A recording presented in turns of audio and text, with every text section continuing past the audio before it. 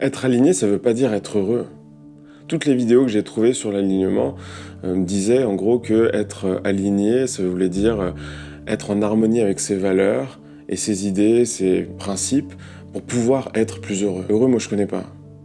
Je connais joyeux, je connais triste, je connais maussade, je connais motivé, je connais mélancolique, je connais apaisé, mais heureux, je connais pas. Je pense que le bonheur, c'est une arnaque, que ça n'existe pas. Et à mon avis, c'est encore un truc qu'on a inventé pour nous vendre des antidépresseurs. Pour moi, être aligné, ça veut dire se sentir incroyablement vivant. Et je vais t'expliquer pourquoi et surtout comment y arriver. Cet été, j'ai pris un peu de temps pour regarder l'ensemble de ma production vidéo sur cette chaîne et je me suis rendu compte que j'avais jamais vraiment pris le temps de vous dire qui j'étais. Certains me connaissent comme community manager, d'autres comme photographe, d'autres comme vulgarisateur de concepts philosophiques, d'autres encore comme créateur de contenu tout simplement, mais aucun d'entre vous ne connaît la raison profonde de l'existence de cette chaîne. Et le concept d'alignement est la raison d'être de cette chaîne.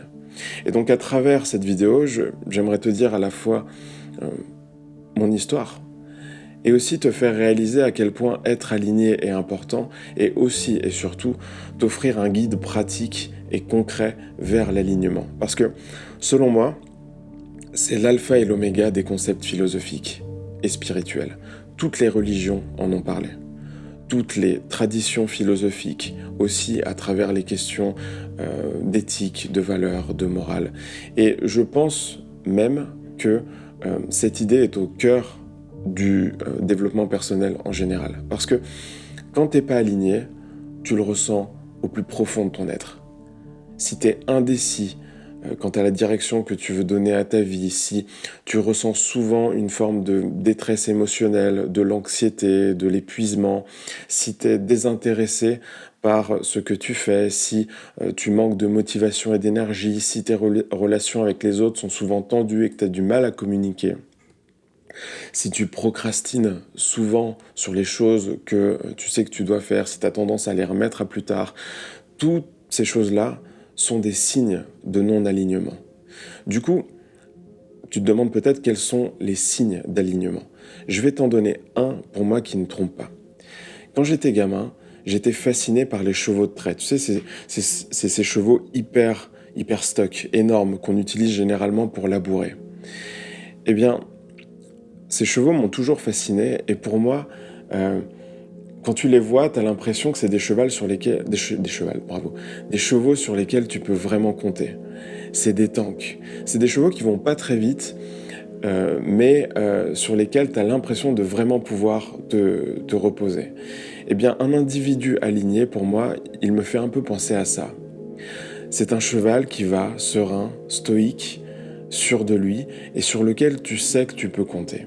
Et je suis sûr que certains ont déjà connu ce genre de journée où tu as une vision claire de ce que tu veux dans la vie, une feuille de route pour atteindre tes objectifs, un état d'esprit serein, en harmonie avec toi-même, avec tes valeurs, avec les autres. Tu gères ton stress, ta confiance en l'avenir. Tu progresses, mais pas trop vite, juste assez pour aller te coucher le soir avec la satisfaction du travail bien fait et l'impression de t'être rapproché de ton idéal. Tu demandes pas des 100 et des 1000, tu sais que tu es sur la bonne voie et ça te suffit.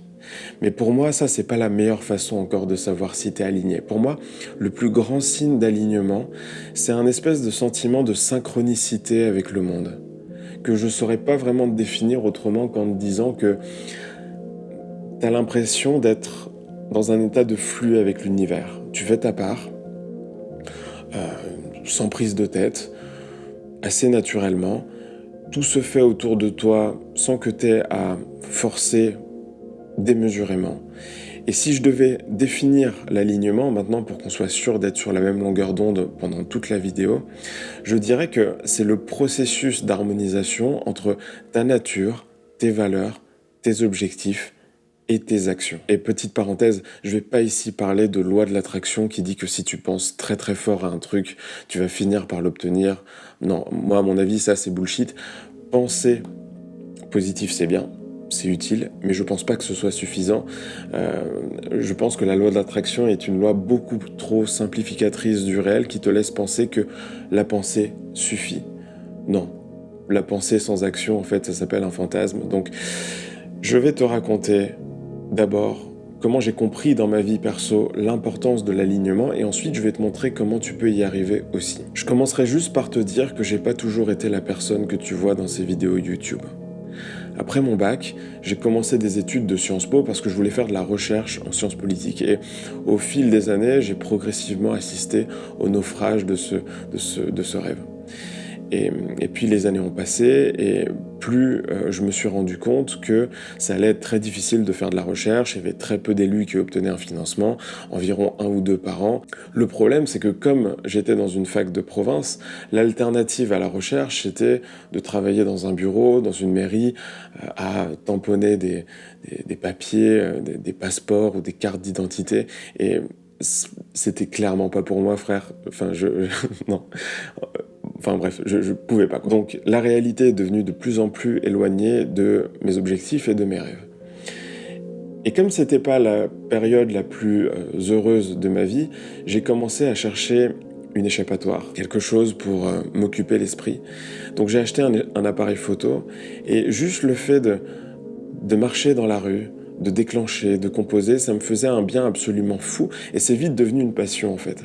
J'ai commencé à poster mes photos sur Instagram, les gens likaient mes posts et je me suis dit ok, j'aime beaucoup ça. Et si maintenant j'essayais d'en vivre? Et si j'essayais d'aligner cet intérêt avec mes objectifs? Ça pourrait être pas mal. De toute façon, foutu pour foutu, quitte à travailler dans un bureau toute ma vie, qu'est-ce que j'ai à perdre finalement? Et c'était pas facile parce que ça voulait dire renoncer à 6 ans de ma vie, mais t'imagines pas quel bien ça m'a fait. Tu n'imagines pas à quel point le fait de m'aligner sur mes intérêts profonds m'a fait du bien. Tu n'imagines pas une seule seconde à quel point cette harmonisation entre ma passion et mes objectifs a été salvatrice pour moi. Mes valeurs, ma passion, mon idéal, tout était aligné à nouveau et je me suis senti incroyablement vivant.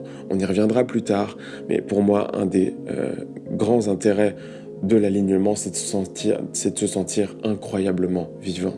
Tout est redevenu plus facile, j'allais au sport, je mangeais sainement, je me suis remis à travailler dur pour atteindre mon objectif et tout se faisait assez naturellement, sans forcer. Et à ce moment-là, j'ai compris l'importance de ne pas se travestir, de ne pas faire les choses pour plaire aux autres, mais de se comprendre pour essayer d'être le plus en phase possible avec la personne que nous sommes et la personne que nous voulons être.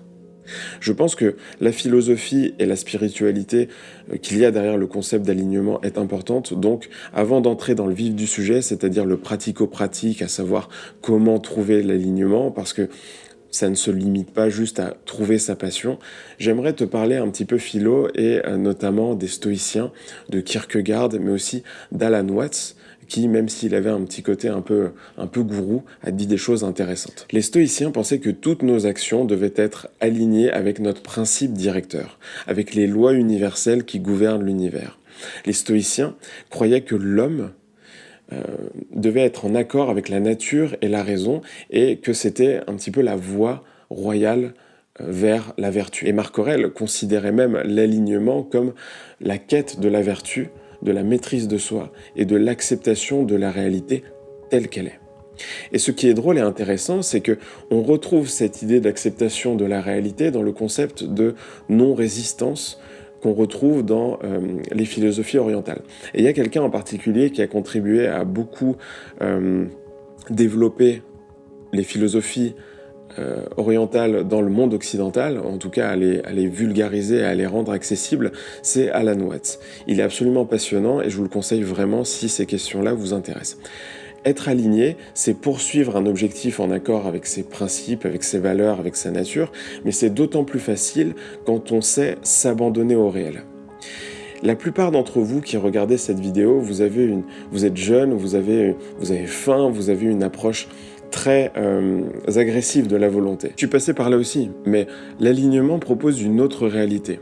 Il propose que l'on puisse atteindre ses objectifs sans effort démesuré, avec une attitude beaucoup plus zen. L'alignement, dans ce contexte, consiste à abandonner la lutte et à accepter le flux naturel de la vie. Et Watts avait même une approche ludique de la vie. Il la comparait souvent à un jeu dans lequel on devrait participer sans trop nous prendre au sérieux. L'alignement pour lui, c'était jouer notre rôle dans ce jeu sans jugement ni culpabilité. D'un autre côté, tu as aussi quelqu'un comme Kierkegaard qui a pensé l'alignement. L'un des concepts clés de la pensée de Kierkegaard, c'est l'authenticité. Disons, pour faire court, qu'il a beaucoup exploré dans son œuvre l'importance d'être en accord avec ses propres valeurs et croyances. Bref, je m'arrête là pour les références, c'était juste pour te donner des pistes. Si tu veux approfondir ces questions, je mettrai des liens dans la description, mais aussi pour te montrer que j'ai pas pondu ce concept moi-même et que c'est bien quelque chose qui a été pensé, théorisé. Maintenant, on va passer à la partie concrète de l'alignement. D'abord, ce qu'il faut que tu réalises, c'est que c'est un processus. C'est pas quelque chose qu'on atteint en une fois.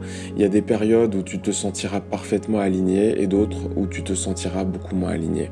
L'important, c'est de garder ça en tête parce que c'est un idéal à atteindre et de ne pas t'en vouloir s'il y a des fois où tu ne te sens pas parfaitement aligné. C'est tout à fait normal. L'alignement, c'est un voyage intérieur, qui suppose une réflexion profonde sur tes valeurs et surtout sur une acceptation radicale de toi-même. Parce qu'il faut certes s'aligner avec son futur, c'est-à-dire qui est-ce que je veux devenir, mais aussi s'aligner avec son passé. Reconnaître que la personne que nous sommes devenus l'est devenue grâce à une série de réussites, d'erreurs, de malchance aussi. Il y a beaucoup de fois où on a de la malchance dans la vie, et de tout accepter. C'est la condition numéro 1 qui va te permettre de marcher main dans la main avec la personne que tu veux être, plutôt que de te raccrocher en permanence à la personne que tu as été dans le passé. L'alignement commence par l'acceptation de la personne que nous sommes. Si je reviens à mon expérience personnelle, entre le moment où j'ai mis un terme à mes études et le moment où je me suis dit que j'étais dans une impasse, qu'il fallait que je poursuive la photo, et ce qui me plaît vraiment, il s'est passé un long moment pendant lequel j'étais dans le flou et où j'avais du mal à accepter ma réalité. Parce que accepter d'avoir perdu du temps à faire des études qui m'intéressaient moins, c'est pas facile. Donc, largue les amarres. S'il y a un conseil que je peux te donner, c'est largue les amarres. N'oublie pas ton passé complètement, mais accepte-le complètement. Aimer son destin, ça commence par aimer son passé. Une fois que tu as accepté radicalement la personne que tu étais, vient le moment de l'alignement de la personne que tu es avec tes objectifs et ton idéal. C'est là que ça commence. Je vais te parler un peu de rétro-ingénierie. L'un des plus gros défauts qu'on a dans notre vingtaine, c'est d'avoir du mal à aligner nos actions sur les objectifs que l'on se fixe. On part dans tous les sens et donc on a du mal à travailler sur les choses qui sont vraiment importantes et qui vont produire des résultats concrets dans notre vie. Et plus vite dans ta vie tu arrives à maîtriser le principe de la rétro-ingénierie, le mieux. C'est un principe qui n'a rien de révolutionnaire mais qui fait littéralement la différence entre les gens qui atteignent leurs objectifs et ceux qui ne les atteignent pas. On ne peut pas être efficace si on ne travaille pas sur des choses importantes. Mais la question c'est comment savoir ce qui est vraiment important ? Comment savoir quelles sont les tâches qui vont me permettre d'obtenir le plus de résultats en un minimum de temps? C'est ça la question essentielle. Et ça, tu peux le comprendre grâce à la rétro-ingénierie. La rétro-ingénierie, c'est ta capacité à partir de ton objectif final et d'identifier toutes les étapes qui vont te permettre de l'atteindre. Les étapes qui sont du coup composées d'actions qui vont te permettre d'atteindre ces objectifs. Je suis pas personnellement un fan d'objectifs de long terme, je pense qu'il y a trop de choses qui peuvent changer dans ma vie à l'horizon de 2 ou 3 ans pour que je perde du temps à établir une vision sur des horizons aussi longs que cela. En revanche, ce dont je suis absolument fan, ce sont les objectifs de moyen terme à 6 mois. C'est l'horizon à travers lequel je performe le mieux. 3 mois c'est un peu court, 1 an ça commence à être un peu long. Donc je me construis 1 ou 2 objectifs à moyen terme, 3 à 6 mois. Pas trop d'objectifs, sinon je sais que je risque de me noyer, mais si tu arrives à faire un peu plus, vas-y. Et je me demande qu'est-ce que j'aimerais se voir manifester dans ma vie et dans le monde à l'horizon de 6 mois. Ça peut être des objectifs professionnels, personnels, peu importe. Et une fois que j'ai ces objectifs, je me fixe des objectifs mesurables et quantifiables à atteindre chaque mois. Et ces objectifs, c'est important de les rendre aussi concrets que possible. Si ton objectif, c'est d'avoir lu toute l'œuvre de Nietzsche dans 6 mois, ton objectif mensuel, ce sera de lire 2 bouquins de Nietzsche par mois. Si tu veux perdre 12 kilos, tu devras perdre 2 kilos par mois. Si tu veux épargner 6 000 euros, tu devras mettre 1 000 euros de côté tous les mois. Ensuite, tu passes aux objectifs hebdomadaires. Si tu veux perdre 2 kilos par mois, tu dois perdre 500 grammes par semaine. Et enfin, tu identifies les 1 à 3 tâches quotidiennes qui vont te permettre de t'aligner sur cet objectif. Pour la perte de poids, c'est facile, en soi. Il suffit de faire du cardio tous les jours et d'arrêter le Nutella. Mais il y a des objectifs qui sont un peu plus complexes et qui demandent énormément de tâches pour être atteints. Par exemple, si ton objectif, c'est pas d'avoir lu tout Nietzsche en l'espace de 6 mois, mais d'avoir compris l'œuvre de Nietzsche dans 6 mois, alors là, ça change tout. Il va falloir non seulement que tu lises l'œuvre de Nietzsche, mais aussi que tu lises et que tu écoutes des chercheurs en parler, que tu écoutes des émissions de radio, que tu dissèques sa pensée philosophique, que tu fasses des croisements avec d'autres penseurs. Enfin, c'est un objectif beaucoup plus complexe sur lequel tu ne pourras pas t'aligner que si tu as conscience de toutes les tâches à entreprendre pour l'atteindre. Donc ça suppose un gros travail de rétro-ingénierie, justement. La rétro-ingénierie, c'est l'art d'organiser ton temps aujourd'hui pour t'aligner sur la personne que tu veux devenir demain.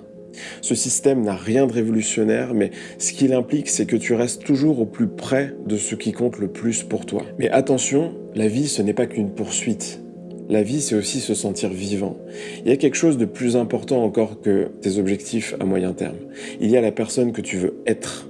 Et ça n'a rien à voir avec la personne que tu veux devenir. En tout cas, ça n'a pas forcément à voir avec la personne que tu veux devenir. Il faut bien comprendre une chose, c'est que notre vision du futur, il faut bien comprendre une chose, c'est que notre vision du futur, c'est une vision. C'est une image mentale qui peut ne pas arriver. Peu importe ta volonté, la vie peut t'emporter sur des chemins complètement différents à n'importe quel moment. Donc ce serait un peu dommage de négliger complètement l'hédonisme de l'instant au profit d'un futur qui reste, même si tu as très envie qu'il advienne, hypothétique. Donc plutôt que de te concentrer uniquement sur les tâches individuelles qui vont te permettre d'atteindre des objectifs, je t'invite quand même à bien considérer ta journée dans son ensemble, ton expérience du monde dans un sens holistique.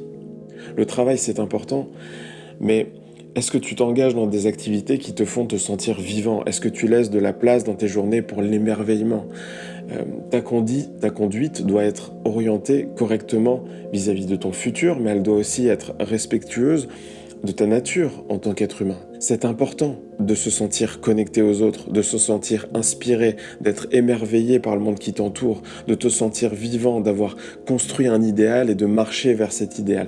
Tout est important. C'est une démarche holistique. La vie, c'est pas juste une histoire de petites cases à cocher à la fin de ta journée. Souvent, toutes ces activités qui contribuent à notre bien-être, le sport, la pratique artistique, les balades dans la nature, kiffer sa vie sur ses morceaux préférés, toutes ces activités sont négligées parce qu'on ne se rend pas bien compte à quel point elles nous rendent plus efficaces, à quel point on est plus efficace si on se sent bien. Et quand je te dis te sentir bien, encore une fois, je veux pas dire être heureux. Je sais pas ce que ça veut dire, ça. Je pense qu'il y a 3 leviers sur lesquels tu peux jouer pour rester aligné à ta propre nature et qui vont te permettre de te sentir plus vivant. La première chose, c'est le mouvement. Le mouvement physique amène naturellement à se sentir plus vivant. Ça veut pas forcément dire une activité physique très intense, ça veut pas dire forcément faire du développé couché, ça peut aussi juste vouloir dire se balader au parc, tout simplement. Le mouvement, ça n'a pas besoin d'être compliqué ou t'as pas besoin de choquer ton corps nécessairement. La deuxième chose, c'est l'émerveillement. Coucher de soleil face à la mer, ta boisson préférée posée sur la coudoir de ta chaise longue, tu réalises le miracle qui te permet d'assister à ce spectacle, tu te sens incroyablement vivant. Mais t'as pas forcément besoin d'être face à la mer pour t'émerveiller. Je t'assure que dans la rue, tous les jours, t'as des occasions de t'émerveiller, mais t'es obnubilé par ton smartphone.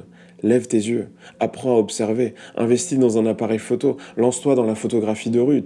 Pourquoi est-ce que tu penses que la photographie de rue est un art? Parce qu'il y a de la beauté dans la rue. De la beauté, il y en a partout. Pas d'excuses. La troisième chose, ça va te paraître un peu cucu, mais c'est l'amour. Quand je te parle d'amour, je veux pas te dire nécessairement l'amour qu'il y a entre toi et ta meuf ou ton mec. Ça peut être n'importe qui. Je pense qu'il y a une loi en amour qui fait que plus on en donne et plus on en reçoit. C'est pas toujours linéaire, hein, mais d'une manière générale, ça marche assez bien. Si tu te sens pas assez vivant, un peu mou, un peu déprimé, essaye de donner plus d'amour autour de toi. Tu verras, ça fait vraiment du bien. Et tu verras que l'amour que tu reçois en retour te boostera énormément. Donc tu vois, l'alignement pour moi, c'est pas du tout juste une histoire d'alignement entre son passé et son futur. C'est aussi une approche holistique de la vie pour pouvoir en faire l'expérience la plus plaisante et enrichissante possible. J'espère avoir fait le tour du concept et t'avoir donné le plus de matière possible pour réfléchir à ce process continu qu'est l'alignement. Ne sois pas trop dur avec toi-même si tu dévies parfois de tes poursuites ou de tes principes. Life happens, comme disent les Anglais, il faut parfois savoir se laisser aller. Il y a d'autres choses qui vont beaucoup t'aider sur ton chemin, je pense notamment à la méditation ou à la lecture. Mais t'as de la chance, c'est des choses que j'ai pas mal traitées sur cette chaîne. D'ailleurs, il y a une vidéo que vous avez l'air de beaucoup aimer en ce moment sur les bienfaits de la lecture et que je t'invite à aller regarder si c'est pas déjà fait. Je suis dispo en commentaire si t'as la moindre question. D'ailleurs, moi j'en ai une petite pour toi. Est-ce que tu te sens aligné? Et si tu te sens aligné en général, quelles sont les techniques que tu utilises pour te remettre sur le droit chemin lorsque tu dévies un peu de ton courant? Voilà, n'hésite pas à partager dans les commentaires toutes tes réflexions. Je pense que ça pourrait donner des pistes de réflexion aux autres. Moi, je te dis à très vite et jusqu'à la prochaine fois, je te souhaite tout ce qu'il y a de meilleur.